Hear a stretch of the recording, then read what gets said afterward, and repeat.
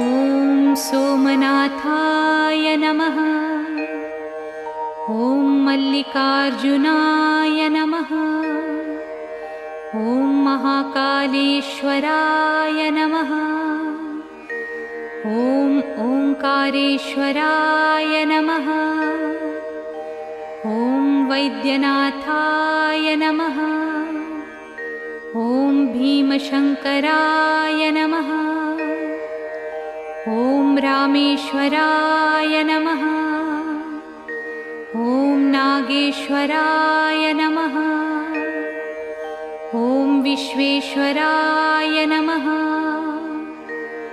ॐ त्र्यंबकेश्वराय नमः। ॐ केदारेश्वराय नमः। ॐ भुस्मेश्वराय नमः।